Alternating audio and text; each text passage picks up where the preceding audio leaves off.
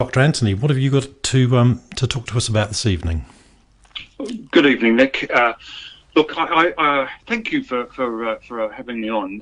Look, I've been listening to your program, and it strikes me that probably a number of your listeners are suffering from a scurrilous disorder that they probably don't even know they've got.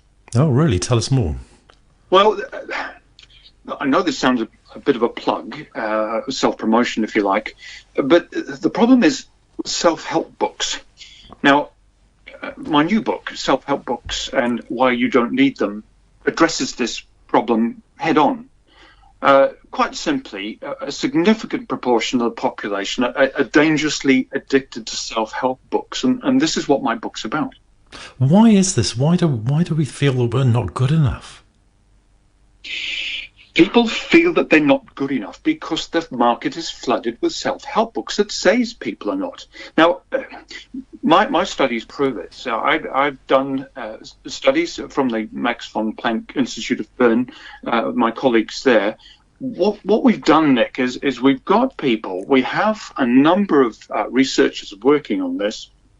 People have undergone MRI scans, and we've asked people to think of self-help books. And what we find is that people, when they think of self-help books, become dangerously anxious to the extent that they develop addiction disorders, compulsive disorders, and even hoarding disorders.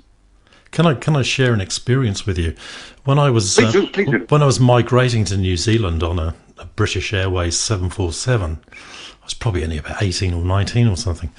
But I picked up a copy of, I think it was Dale Carnegie, How to Win Friends and Influence People. Oh, that old chestnut. Yeah. And I got about 3.5 pages in, and I just thought, I just can't do this.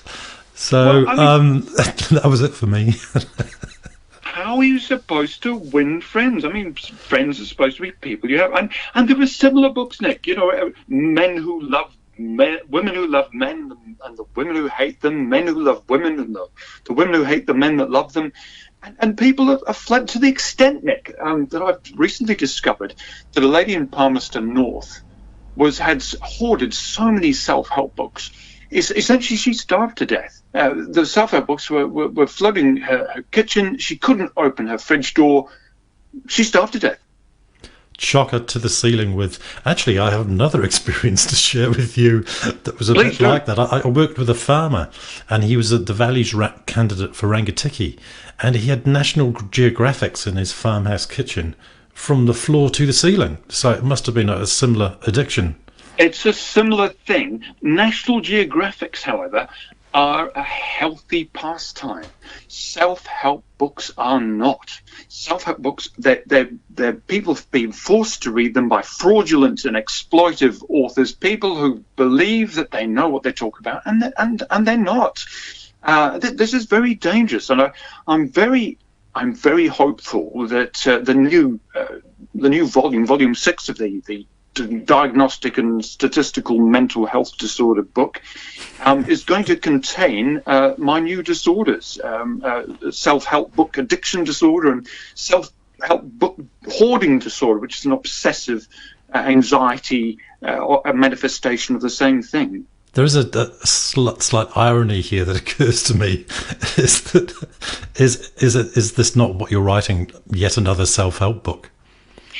Look, that's a very interesting question, Nick. And look, I'm glad you asked it because my self-help book, if I should call it a self-help book, is full of graphs and statistics to the extent that people are largely probably ignore it, so they won't read it. So this will not add to this dreadful addiction.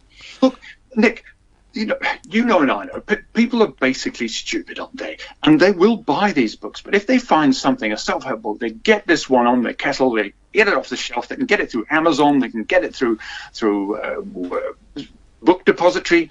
They'll start reading it. They'll think, I'm over self-help books.